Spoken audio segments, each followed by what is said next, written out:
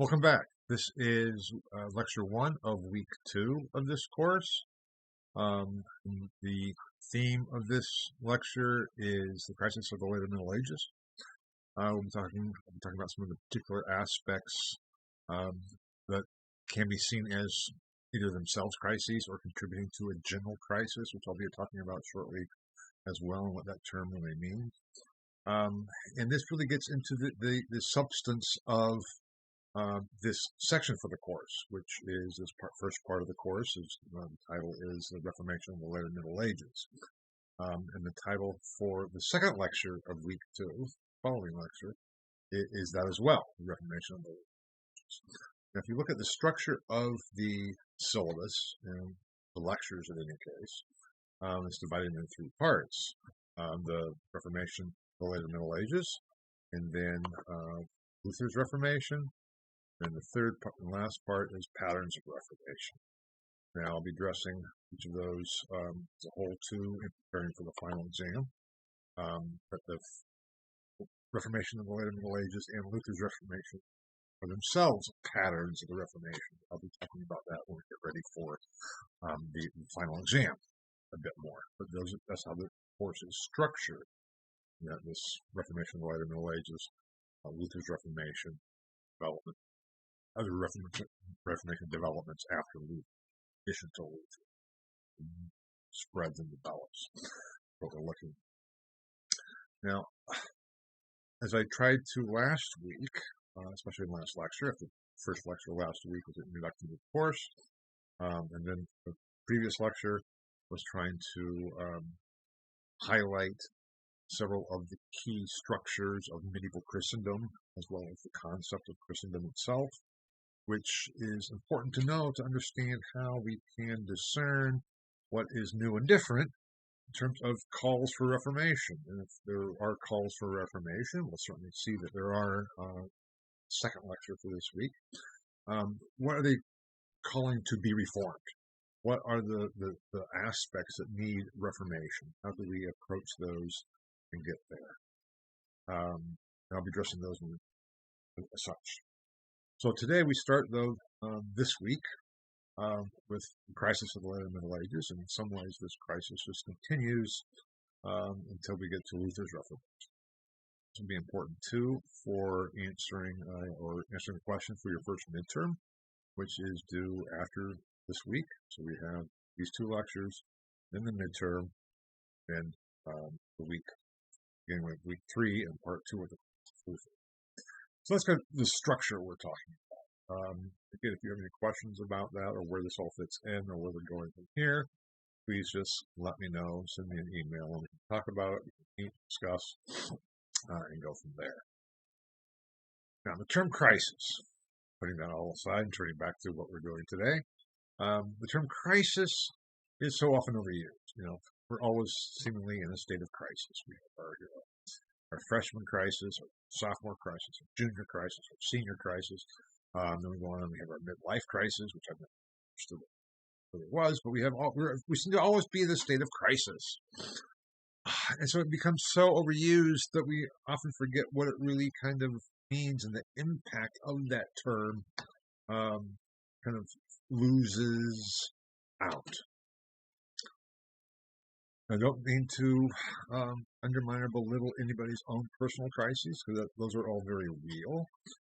But the term crisis, as historians have used it, or at least as some historians have used it, refers to a period when what always had been accepted and expected to be the way the world works is no longer working, so to speak. It's not just problems. It's not just major upheavals. It is when there's something more fundamental threat to our understanding of our world and what is going on. In this sense, I would say that in the United States, for example, there's been a lot of talking recently about the constitutional crisis. That hasn't really come about yet. The fear that a constitutional crisis is coming is there and is real, but we're not quite in that situation. This country has had a lot of upheavals, a lot of problems, but we've only had one crisis of the Civil War. when the very existence of the country was at stake. That is, in some ways, what we're getting at in terms of the term crisis. When everything you just assume is the case is becoming clearly evident to you is no longer the case, and maybe never had been the case, forcing a complete reconceptualization of what we're all about and how do we go on from here. It's almost like this underlying firm ground that we just expect to be there. And all of a sudden, if we step out the door and we fall in a crater, we fall in a sinkhole or something, and we don't have any place where we can stand and find our footing, whereas we always never had a problem with that before. And that's an analogy, not quite right, but in some ways, that's what we're really getting at here. It's like not having the basic assumptions of how the world works. So what do we do? How do we get by? What do we do about it? How do we go on from here? That is what I'm meaning by this period of crisis, the term crisis in this sense, in terms of the late medieval crisis. Now, it also doesn't mean that every individual in Europe, from the 14th through the 15th and on to the 16th century, felt this. And we don't really find the word crisis as such in the sources. As my interpretation of what was going on, and what we do find are very urgent expressions of something that's fundamentally wrong. Something needs to be changed. We need to do something about this. Everything that we've known is not working. The people we relied upon are failing us and have failed us. What do we do?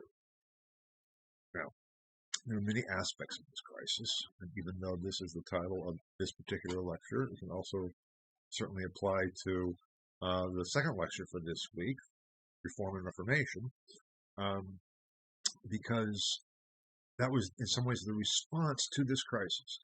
And we will see more aspects of this crisis in the following lecture as well. It's a very broad phenomenon, or it's a term to refer to a number of phenomena that was going on that really led to this sense of anxiety. Not just fear, not just upsetness, but real anxiety. It's almost an ontological concept. And it's that level of anxiety that we'll see with Luther when he talked about his Anfechtungen, which is a German term that we translate as anxiety or anxiety attacks.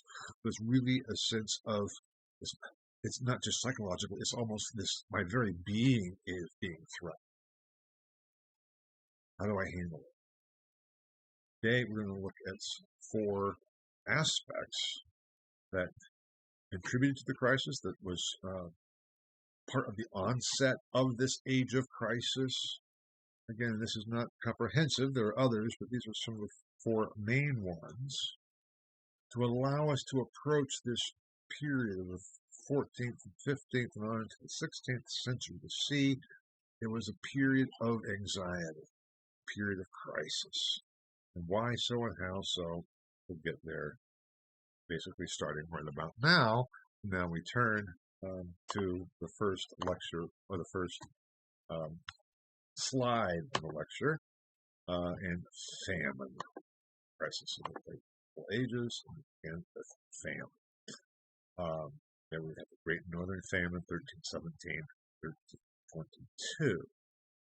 Now, famine was something that was, again, it was more than hunger. There had been periods of hunger before in Europe. There had been periods of famine, but nothing to this scale.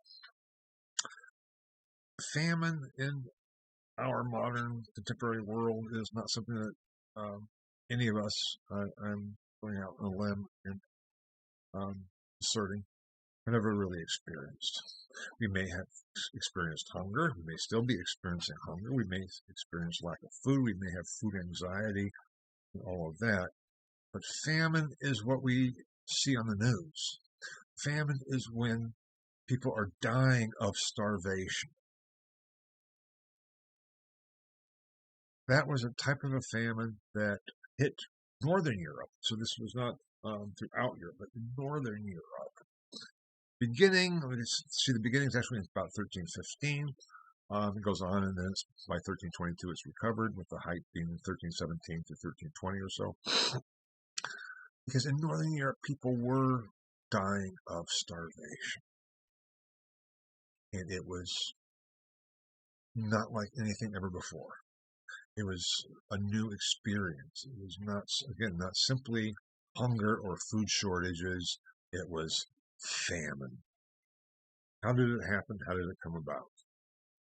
Well, I don't know any of you have grown up on a farm, but I did. And we lost our crop a few times, one of our crops. I mean, in Central California, grew grapes for raisins. Also had walnuts, so that actually helped us get by, so to speak. And I don't know if any of you have ever thought about how raisins are made, but they're grapes that are then dried in the sun. So this was, a couple of years, and actually it was almost 2 years in a row, I think. Maybe 1 year, but a couple of years later. And so the grapes were all harvested, put on paper trays, out in the sun to dry, and we get rain. Not just a little rain, but a lot of rain. And when you have raisins on trays in the middle of a grape row or the whole field, they can sustain a little bit of rain. They can dry out and be fine. But a lot of rain, what happens is they begin to rot, and then it's over. And this happened a couple times where we lost our entire crop. And there's nothing you can do about it. It's a hopeless feeling when you look down and look out in the field. You just see water flowing down where there should be grapes drying in the sun. We were fortunate enough to be able to sustain that. But this would be the same for every farmer at the time. And at the first major rain, there was nothing called crop insurance. And actually, California, there's something called crop insurance that developed out of this time. So their insurance companies started to sell crop insurance in case there was a crop failure due to the weather or whatever reasons. So that then helped a little bit. If it happens year after year after year, it makes it impossible to continue. If it happens the first year, you can get by. Second year, maybe, okay, it's going to be extra difficult, but you can kind of swing things. Then the third year, the fourth year, it's over. Now, the reason I mentioned that is because on the slide you can see the entries crop failures. This is crop failures in the north due to excessive rains. Now, how do we know about the excessive rains?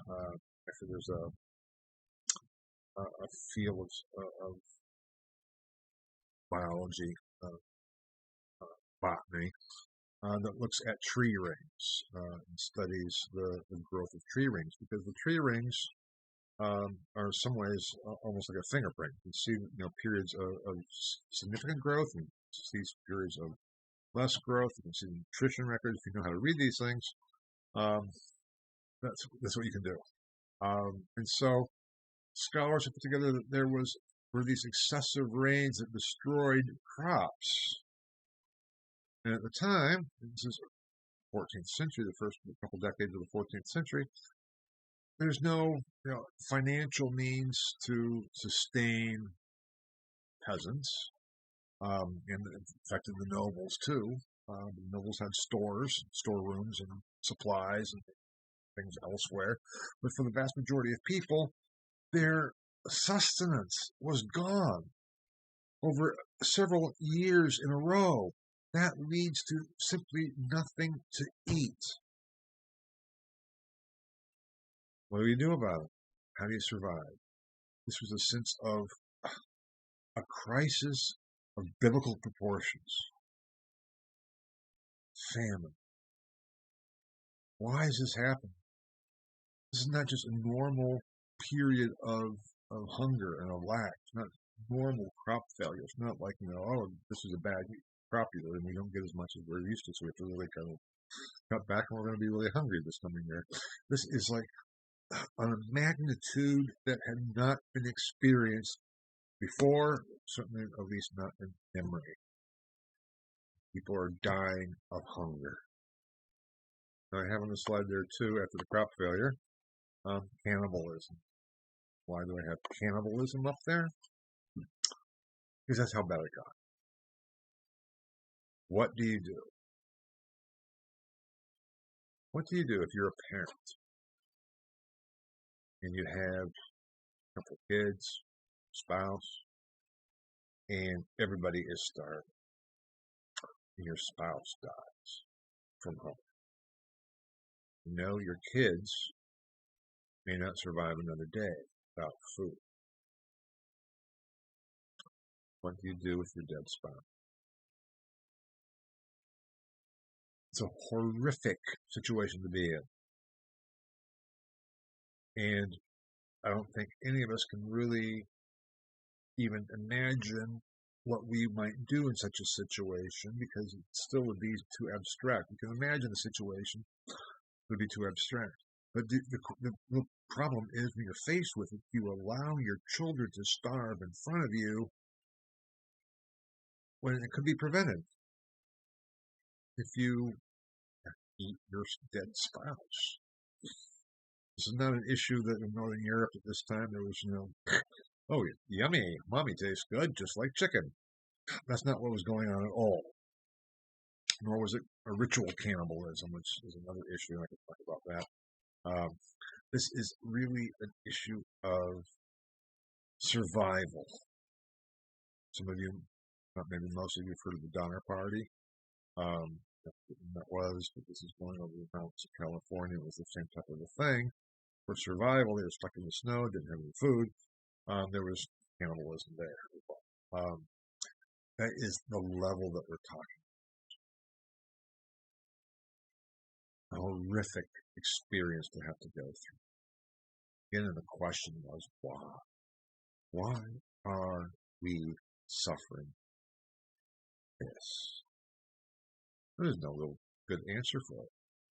You almost had to put it in religious terms, because otherwise, how do you explain it? This is not a time when they had scientific understanding of weather patterns. This is not a way to really be able to grasp natural causes of something like this. They dealt with natural causes. I can talk a lot about medieval science and development of medieval science, especially in the 12th century, and the focus on natural causation and how the general principle was, at least by the educated people, that we should not really appeal to God unless we can't find natural causes. We know God is the cause of everything anyway, but there are something called secondary causes, and we need to find those secondary natural causes to understand natural phenomena. That was known, okay, at least by the educated individual. But this was beyond any possible secondary cause that was within their realm of experience.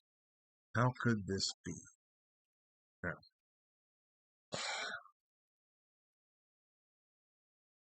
one thing about famine, if you survive, you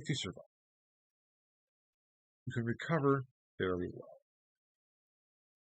So I'm assuming, I don't know this, but you have to be careful. You can't just, wake up one morning and say, okay, food's back, and have a big meal. But the human being can recover from famine. Think about the children.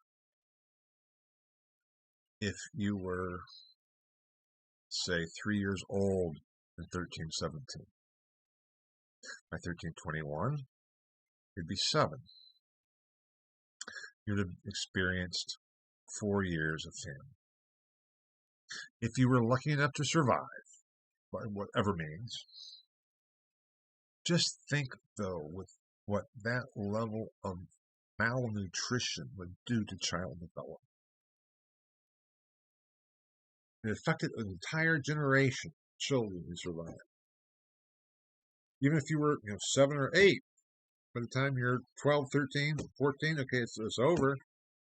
But how did that famine, that lack of nutrition, affect your growth and development?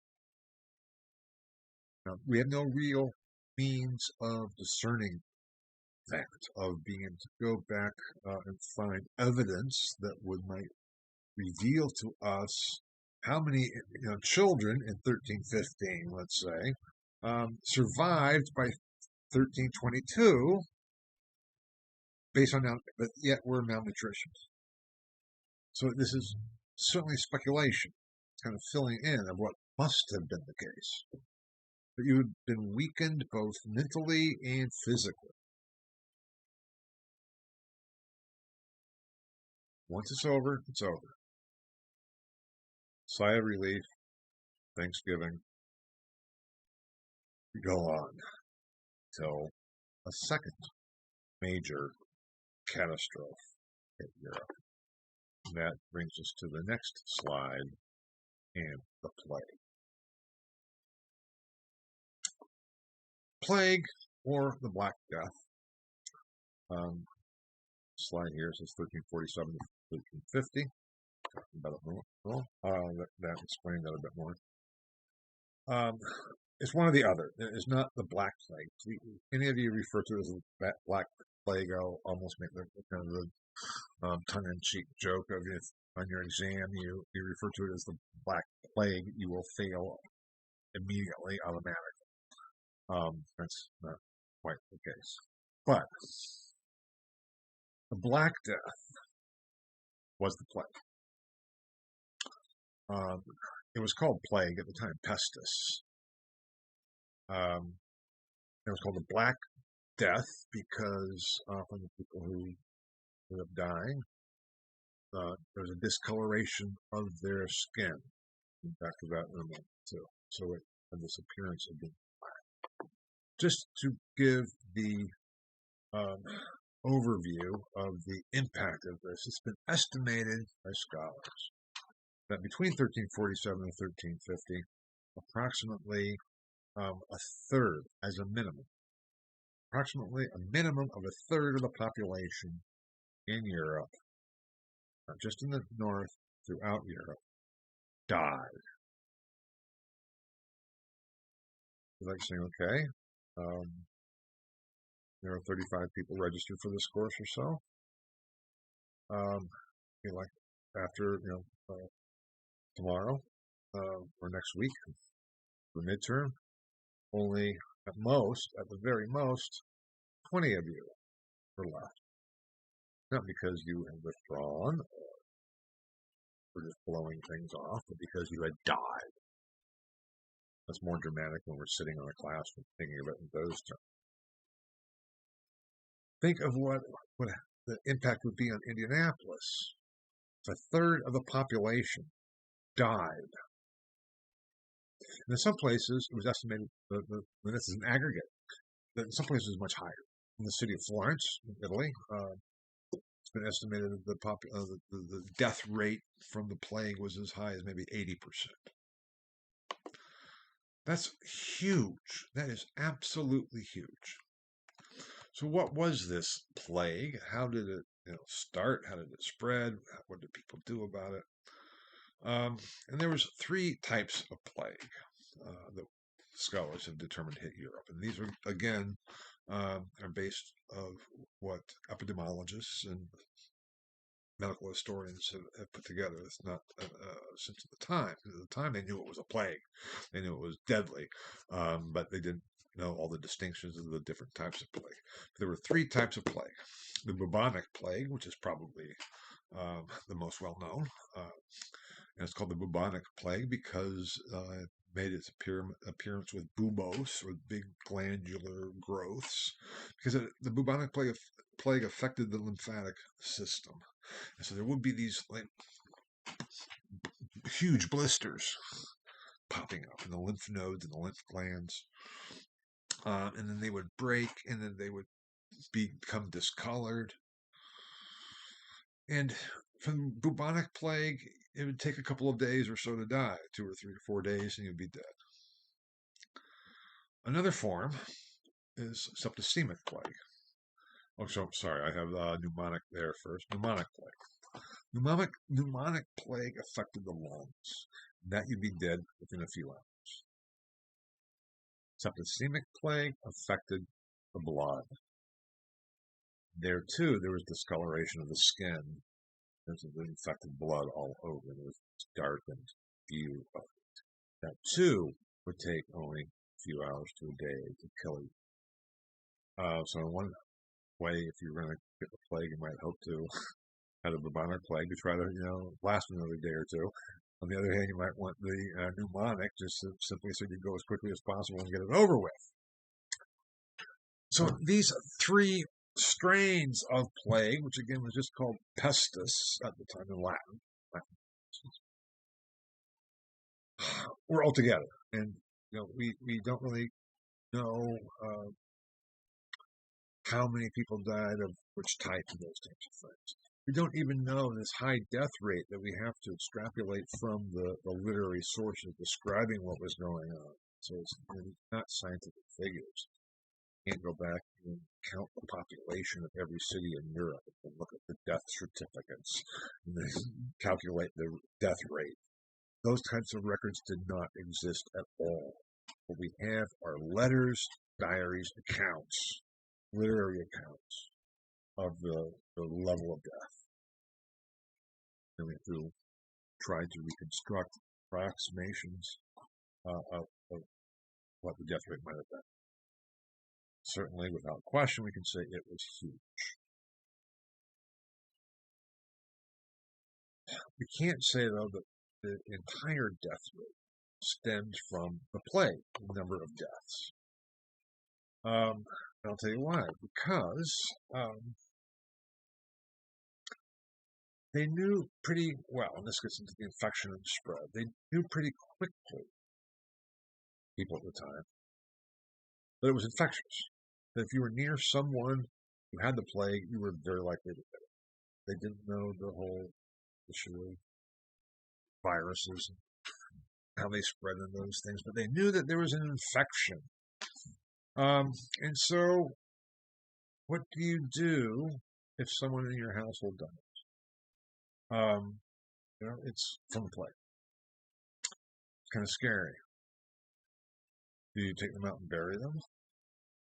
If you're a priest, do you officiate at the funeral? Or do you just somehow carefully push the body out the door into the street? We have reports of that, at least in Florence. People did do that. Again, at first, it's not all that. You don't necessarily know how infectious it is, but that comes down very quickly. And it's like, what do we do? I'm not going to go bury those plague-infested bodies. You just push them into the street, get them out of our immediate context. What? Surprise, surprise. Having significant numbers, even just a few, numbers of plague-infested, rotting, dead bodies in the street is also a health hazard. It could cause all kinds of other diseases. And so the overall death rate may not have been just from plague, but from also the consequences of the plague and other diseases that come about because of the sanitation issue. Not a nice situation to be. Now, infections and spread. Just talk about infections. They knew it was something. They knew it was a problem. They weren't sure what to do about it. Quarantining became one option. Let's hide ourselves away some ways and make sure that no one comes in that has a plague. We'll close all the windows and shut off all ventilation. That was not really the best. But they really didn't understand. I'll be talking about the trying to find the causes for this in a minute. We need to look first in terms of the spread itself of the disease and where did it come from. Because the earliest indications we have are actually, I believe, in Genoa. Maybe it'd be Venice, but it's Genoa. Genoa and Venice are the earliest examples we have. because these were port cities. Italy, Genoa, and Venice are both major port cities. So you have shipping throughout the Mediterranean coming in. Trade even perhaps from further east coming into the Mediterranean to be distributed shipping throughout the Mediterranean region. And it's been theorized, because again we don't have scientific proof and evidence that we can point to and preserve, but it is you probably heard of rats. Well, it wasn't rats. Rats, right now, I don't know if you've seen reports about the rat czar in New York, but rats are a problem. But why were they a problem here? Not because of the rats themselves, but because of the fleas that were on rats. And the plague bacillus, or bacillus as it's called, the little actual organism,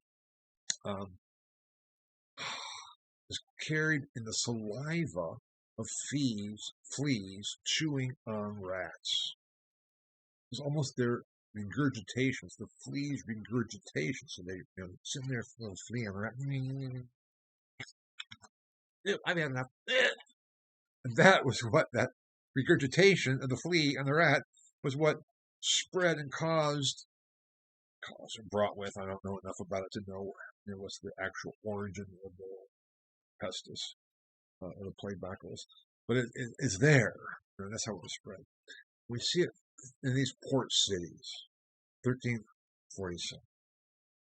1348, it was throughout Italy, all the way into northern Europe. 1349, it's all the way into England. 1349 was the highest period of death. And it was devastating. By 1350, it had subsided. The funny thing about the plague, there's still plague today. Still there. And being still contracted. We now have, antibiotics. We have means of treating it. So it's not, it's not a good thing. It's not a light thing. If you get the plague, it's really bad. But it's not as such today going to cause the outbreak that it did in the 14th century. There had been what's called the Justinian's plague in the 6th century, way back when. That also hit at least Italy. But this was basically European-wide, far more deadly as well, at least the best we can tell. And it subsided, but it's also not only pandemic, it's also endemic. But after 1350, where it kind of subsides, it comes back. There's waves of plague. The other waves are not as deadly as that first wave. It's almost like a major earthquake, with the hitting of the earthquake and then a series of aftershocks. But these waves of plague just kept continuing. Luther talks about plague. It's still an issue. It's not, again, the nearly to the level that it had been this first time in the mid-14th century. But it still was known. And he had pastors writing to him saying, should we flee, or what do we do about how we deal with the plague? The last outbreak of the plague was actually in Marseille in France in 1714, I think it was, or something like that, about that. 1749, I forget the precise date, but first part of the 18th century. And then we haven't had an outbreak since, even though there have been instances where people get plague. This is an ongoing event. So often scholars dealing with the plague, dealing with the 14th century, treat it simply as a kind of a one-off. Here we have it, 1347 and 1350, then it's gone. There was a fairly major outbreak in England and London in 16th century, which also has gotten some scholars note and deal with and the impact. That was not nearly, again, as virulent as this 14th century, mid-14th century outbreak. But we often forget that all these developments that we'll be talking about in this course were taking place within this periodic surge of plague all the way through the 16th century. Again, not to the extent that it was in the 14th century. In the 14th century, There was still a factor. People were still dying of plague, not anywhere near the same numbers. There was still something that had to be dealt with. Or to mention Luther had to deal with it. Your advice: should you move your congregation? A small outbreak in a particular city, and you're the pastor of that city. What do you do? Those types of issues. That being said, going back to the 14th century, again, they wanted to find cause. This, too, is like nothing ever seen. There had been death, there had been illnesses, but nothing like this. Nothing like this at all. What do we do? How did this happen? Who is causing this? We have up there seeking the causes. The first three there is anti-Semitism. There's one way. It seems people were dying everywhere. Not just one identifiable group of people. Nobles were dying, peasants were dying, everybody was dying. And what's all common? What is common is the water supply. The well. Someone is poisoning the wells. A number of years ago, remember, and this could either be 3 or 4 years ago, or it could be 20 years ago. I kind of forget these things, but with anthrax and with these scares and what was going on, the water supply is a major one. You had probably, I'm hoping you do remember the problems with the water and lead poisoning in Flint, Michigan. At least there, but there are other places too. But that was the one that was news. If we have a water supply being poisoned, there we go. Batman movies. One of the Batman movies, villains are going to poison the water supply. Anyway, the point being of all this, is that, well, okay, if it's the water supply, someone's poisoning the water supply, who would be doing it? Must be the Jews. The Jews have hated Christians all along. They must be the ones who are poisoning. And we see a real uptick in anti-Semitism. And, today we might call it hate speech against the Jews, as well as violence against the Jews. This had been going on at the very beginnings of Christendom, before, and in general, though Jews were tolerated within Christianity, it became, I may have mentioned this last week, actually became the bankers. So there's still resentment there. They became bankers because Christians theoretically couldn't be bankers because that included charging interest, and that was technically usury, which was a sin. So you're a Christian, you couldn't go into banking. Theoretically, certainly was to change later, but the point, this was kind of it. And so it's like there's always been this tension. One of the issues, too, I think was been mentioned, I don't believe, last week, with Crusades in the 11th century. First Crusade, which Pope Urban II called for in 1095. That is the first time we had the first pogroms against the Jews. Crusaders, every prince and king was obligated to go on crusade.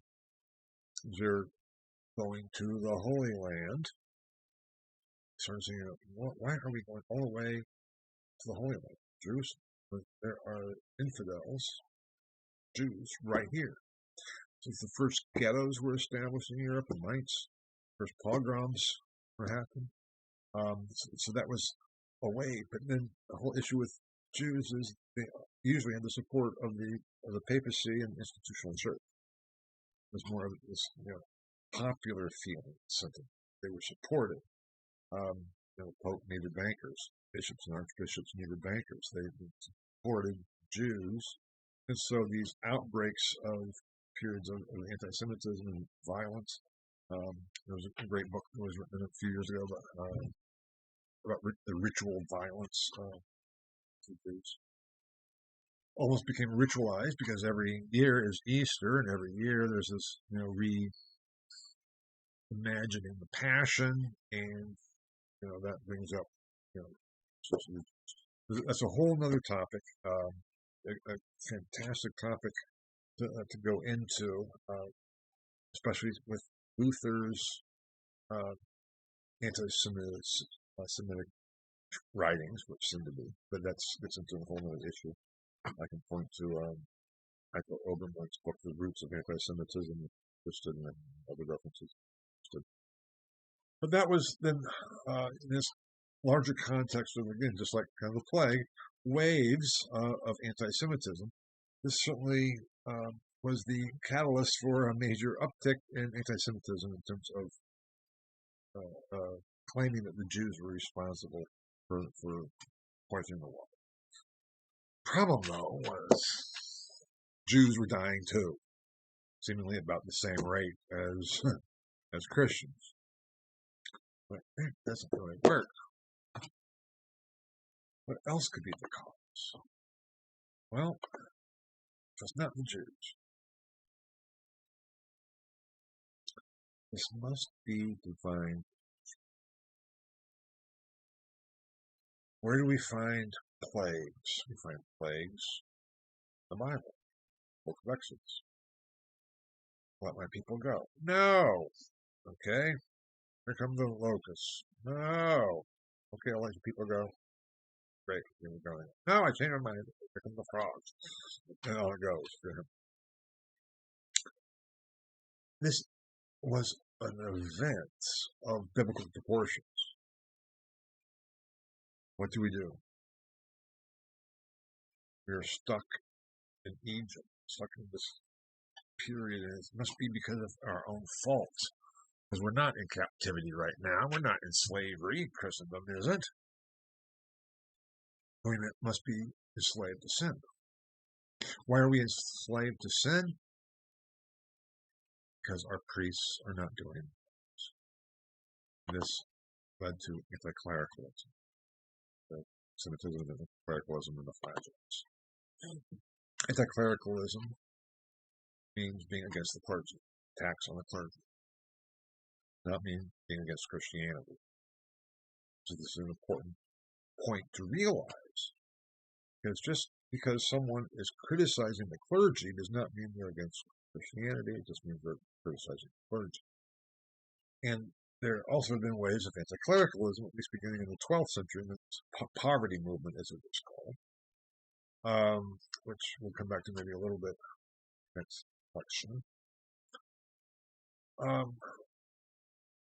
But especially in terms of the mendicant order.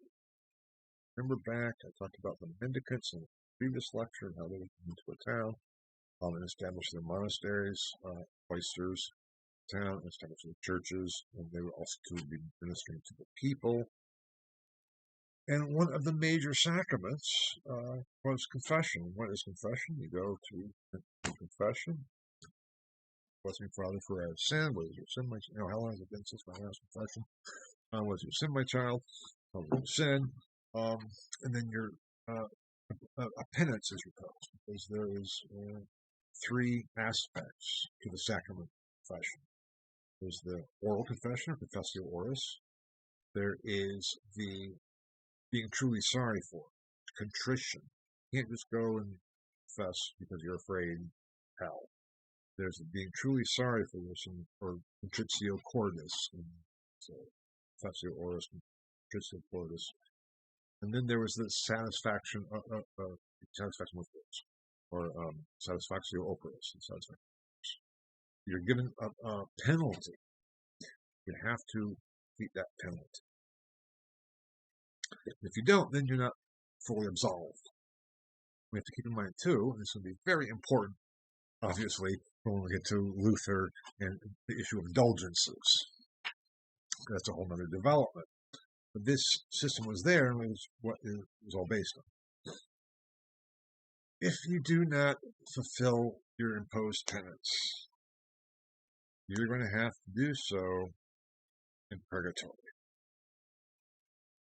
Now, purgatory as a distinct place came about in the end of the 12th century. First mention of purgatory as a geographical place is in 1175. Scholars of Paris were writing about it.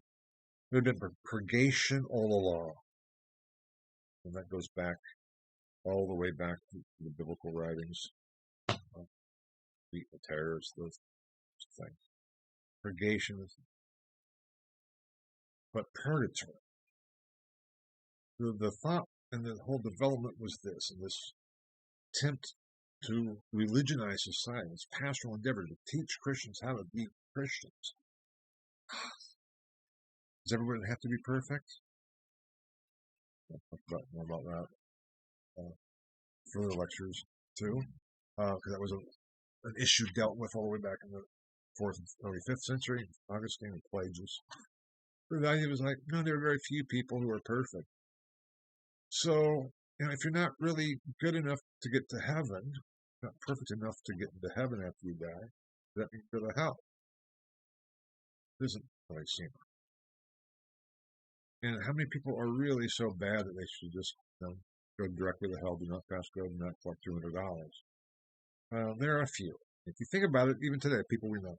How many truly saintly people do you know? There are a few, I would surmise or guess. Maybe not. But we can think of these outstanding examples.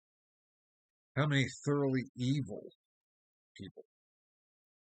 Hitler, Hitler's in hell, period. Mother Teresa is in heaven, period. Okay? Most of us are neither of those, right? The issue is, what do you do if you're in those in between? That is where purgatory is at. It traces its roots to the Older Testament, the bosom of Abraham, and these other concepts, and it's essentially a holding place. So from a two-part afterlife, heaven and hell, it began to be in the later 12th on into the 13th century, and certainly by the 14th century, a threefold place: hell, purgatory, and heaven. If you've read Dante's Inferno, you know all this. This is Dante's Divine Comedy. Inferno, Purgatorio, and Paradiso. 3 parts of the Divine. Purgatory was not pleasant. It seemed just like hell. It's pretty bad. It was actually for the saved. Purgatory is where those souls go who will end up in heaven, but they have not completed all their penances. They're not perfectly good yet. They have to have this period of working off the chaff, of making amends for their failures in this life. Whereas the truly bad just go to hell and that's it. You can be in purgatory for a long time. We'll talk more about this too in later lectures on the economy of salvation. The thing is, if you've missed, let's say that you've done something and you go to confession, the priest gives you the penance of saying, 10 paternosters, the Lord's Prayer lamp. So you say 10 paternosters. And let's say you kind of lose count and you only say 9. So you have one more, you die, and you go up to, to heaven, and there's Peter who greets you, and Peter opens up the book of life and says, Eric, me, you missed one paternoster. It's like, oh man, okay. Well, I can just say that right now, can I? It's like, take me, 25 seconds to say a paternoster.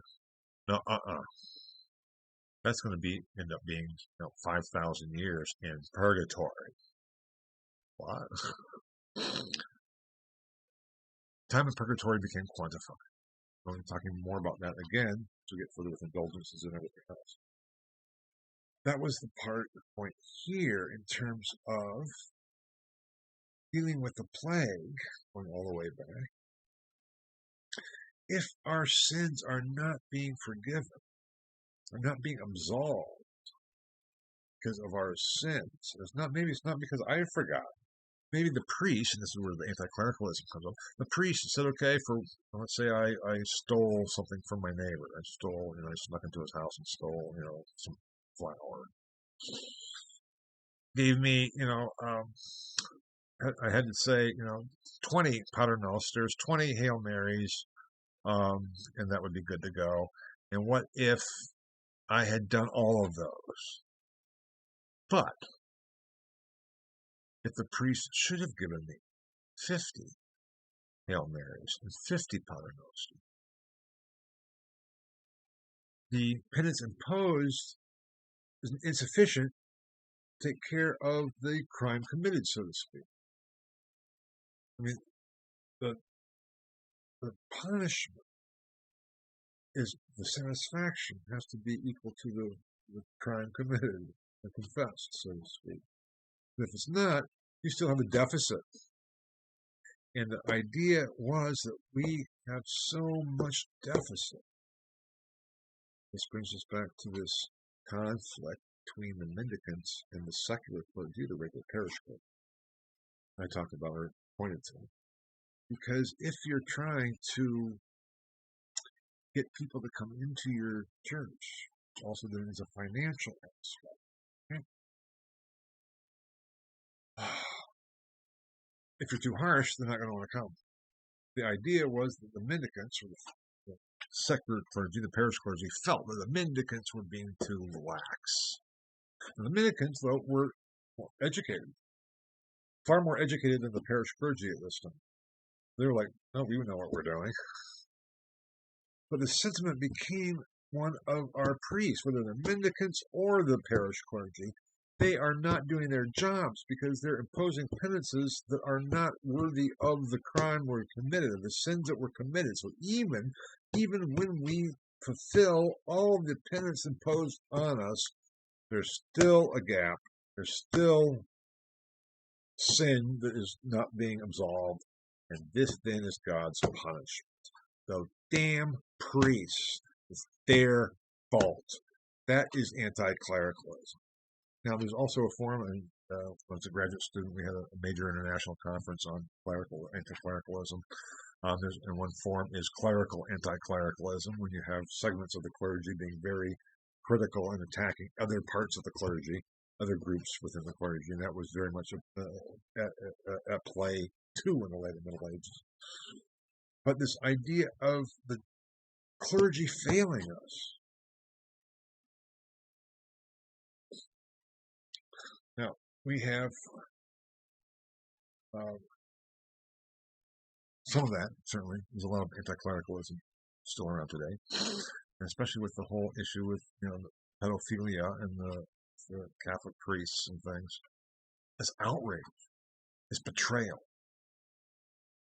It is the feeling of, we trusted you. What did you do? That was kind of the sentiment. We trusted you, priests. You failed us. And look what we're getting. People are dying. My family is dead due to the plague.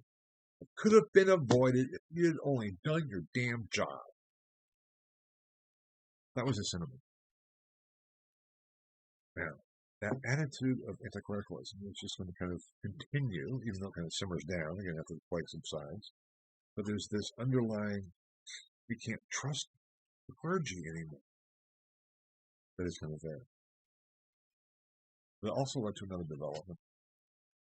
Their anti-clericalism and the flagellants. The flagellants were groups of laity, laypersons. We said, okay, priests are not doing their jobs. So we have to take on imposing on ourselves our own penance. What are we going to do? We're going to go around and preach to do penance. We're going to whip ourselves, go in procession around towns and cities, trying to get people to join us, because only if we can get people to purge this unabsolved sin can we get rid of this plague that is killing everybody. The priests aren't doing it, so if They're not going to impose more penance on us. We need to do it ourselves. Whipping yourself is called flagellation. So these groups became known as the flagellants. They also became known as the group of penitents, those people doing penance. It is a flowering, in some ways, of personal individual religiosity and devotion. Yet it was condemned by the church. Why? Well, it should be pretty obvious. Meaning, the whole reason of their doing what they were doing, in terms of taking their penance upon themselves and whipping themselves and preaching to penance, was because of their critique of the clergy. But of course, the clergy, the hierarchy, is going to condemn that approach. Even if they can say there's an element that is, a legitimate religious expression, that what they're doing is wrong, and what they're saying about us is wrong. So they were condemned, and yet they still were there. Because this fear that, my salvation is at stake. So should I just follow the rules, or do I take it into my own hands? Because again, the priests are not doing their job. Once we have famine, when we have plague, this time of crisis is seemingly getting out of hand. We also have war. I'm not going to go say a lot about war. It's not my area of study. There are military historians of the Middle Ages and the later Middle Ages, but that's not what I do. But just to point to some of the destruction of war. They have their first, the 100 Years' War, which you maybe have heard of. It's really a misnomer, the 100 Years' War. It's between, so to speak, England and France. Supposedly it begins, historians at the beginnings of it in 1336, the Battle of Crecy, goes to 14, 16 or 17 or so, anyway, with Joan of Arc. It was not a war that lasted 100 years. There are periodic battles, and periodic battles for 100 years. But two, France and England have been fighting since at least the late 11th century, 12th century. And so it's, in some ways, it's a longer period than 100 years. But there's more of a concerted effort during this 100-year period of more frequent battles between the two. And what do soldiers do? They invade and attack. They rape, pillage. Always have, always will. Idea of if soldiers are coming into the town, they'll take what provisions they need, take what they want.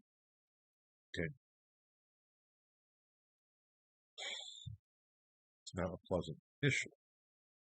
And what happens in war? People die.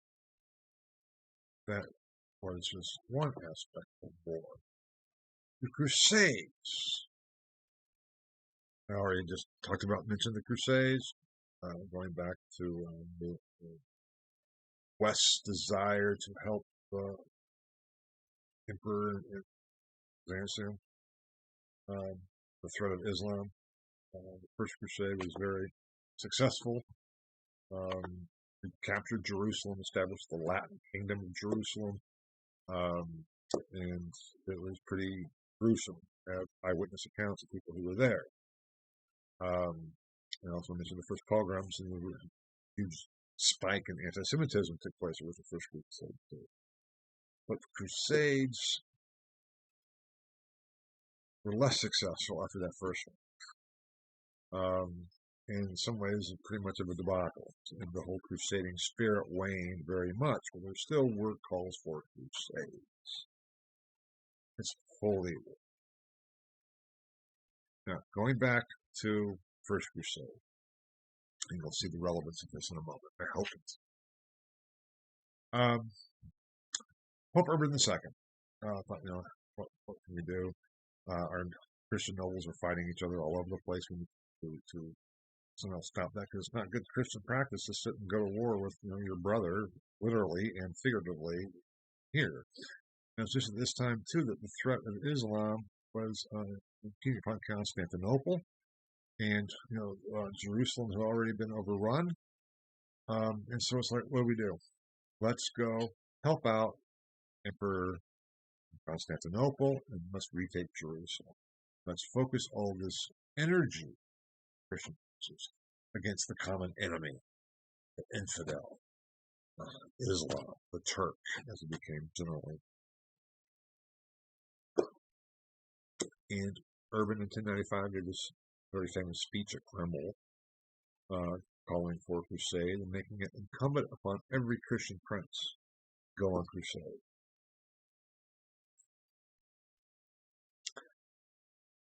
He said something else. He said, you will be absolved from any sins you commit in the endeavor.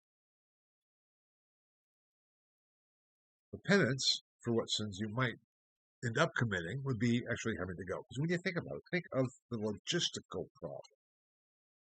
Okay? If you are King of England, and we know that King of England will go on crusades, you have to gather your forces. So you would say you just have 1,000. So you're going to bring 1,000. Let's say 300 knights and 700 foot soldiers. You have to arrange for their travel. You have to arrange for their food and water. How are you going to get all their equipment, all the horses there? If you do that, then march all the way to Jerusalem. It's a huge undertaking. It was a huge, huge undertaking. And it's amazing that Europe, Christendom, was able to pull it off, but they did. If you just think about it, just logistically how that was possible, going over the Alps, whatever else, it's an amazing feat. Whatever else you might want to think about it, it's pretty amazing that that was even possible. So, Urban said, okay, I will grant you absolution for any sins you might commit. And based on the eyewitness accounts, it was really gruesome, and they committed a lot. Really, really gruesome. So the point is then, in terms of understanding still this conflict, who were the invaders? Okay.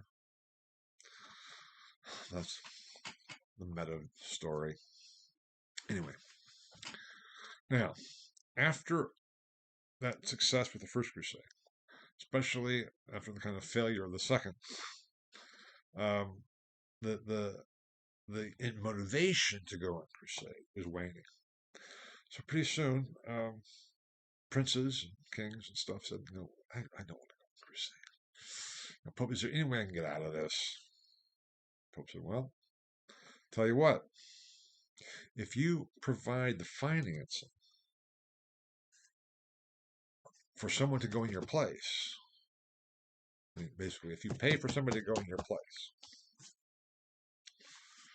you don't have to go. I will grant you an indulgence from the obligation to go on crusade.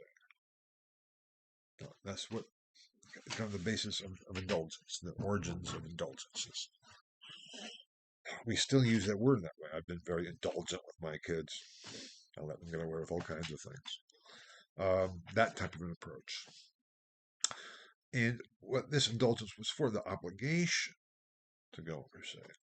So you could receive, because I want that in writing, says the prince, a letter of indulgence granting you, exempting you from the obligation to go on crusade, providing that you pay for someone to go in your place. So it's basically a contract. That approach just continued. The Crusades continued. And this idea that the Pope could grant an indulgence from an obligation led to a lot of different developments in the theory of indulgences, which I'll be talking about too at later lectures. It really develops in the later 15th and 16th century, what Luther was facing by the time Luther came about and was complaining about indulgences, which he wasn't the only one. A lot of people were complaining about indulgences. But it also became a pretty good way to finance the church. If you're paying for someone to go in your place, the church says, "Okay, I can also then impose a penance on you, and you can buy an indulgence or pay for something that I need to get out of." So pretty soon, indulgences almost became a fundraising instrument for the papacy. And they also became used, and crusades became used, not just against the infidel, but against heretics. There was the Albigensian Crusade in the 14th century against a group of heretics in the south of France known as the Albigensians. Crusade was proclaimed. Pope John the 22nd proclaimed a crusade against Louis of Bavaria, the Holy Roman Emperor, and his forces. I'll be saying a little bit more about that conflict in the next lecture. And used forces, and used some of his own forces too with John the 22nd. This is, he was in the 1320s. And in conflict with Louis of Bavaria, it's been estimated that John the 22nd used almost as much as 2/3 of his income on soldiers and forces to fight Louis. When there is battle and fighting going on, whether it is between two princes, two kings within Christendom, whether it is a papal army and a princely army, it is the same thing. It's war, destruction, killing, and death. And this just seemed to be escalating. The 100 Years' War. We had the wars with John the 22nd and Louis of Bavaria. We had the ongoing crusading attempts. War always brings death. And that is a problem. Now, I have up there the papal imperial conflicts. I'll be talking more about that in the next lecture. I just mentioned, the conflict and the wars between John the 22nd and Emperor Louis of Bavaria. Heresy is there too, because heresy is we can really fight against heresy. I'll be saying more about that later as well, in terms of the function and role of heresy. But it's here in terms of war, mentioning the crusade against the Albigensian heresy. That's why it's listed here. And all this produces is death. War leads to death. The plague led to death. The famine led to death. Death, war, plague, famine. Oh my gosh. We have the 4 horses of the apocalypse. Which brings me to the last slide for today's lecture. Apocalypticism.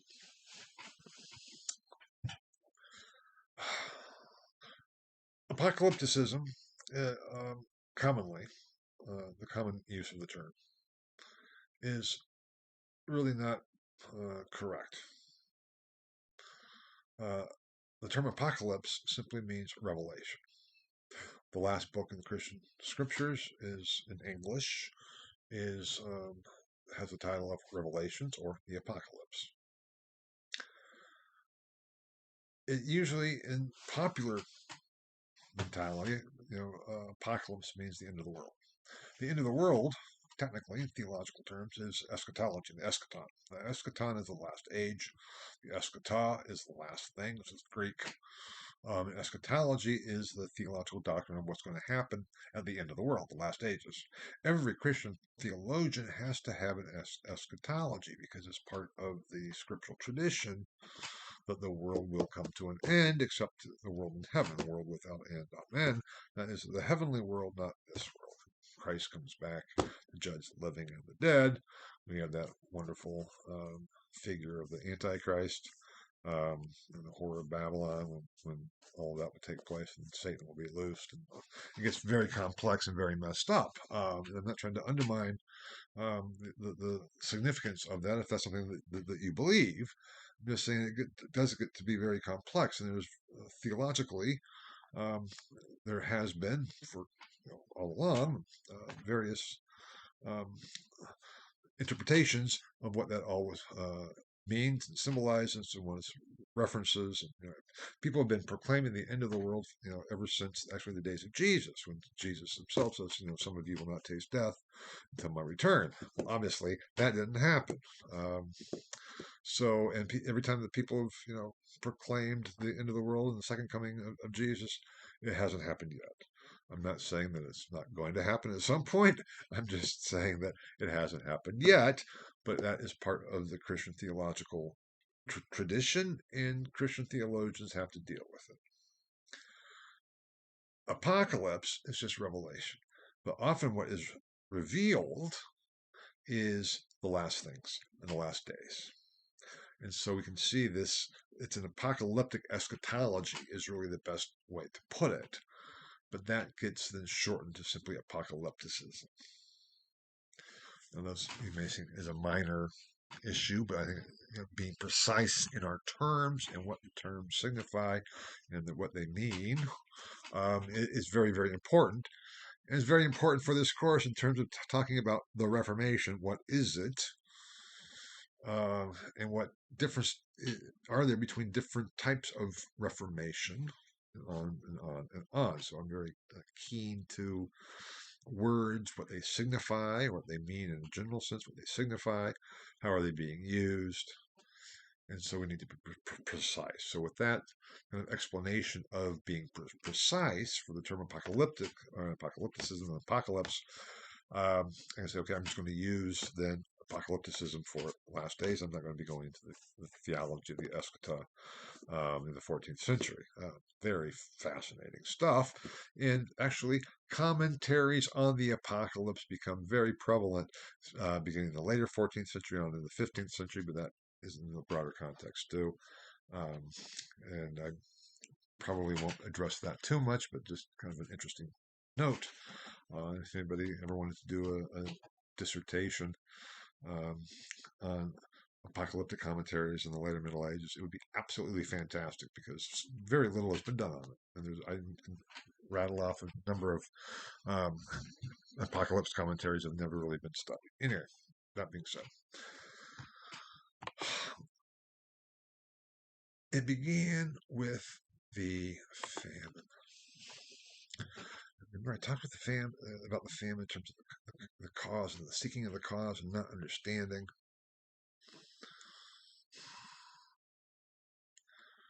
What are some of the signs of the times? Well, the four horses of the apocalypse. If you've read the book of Revelation, the book of the apocalypse,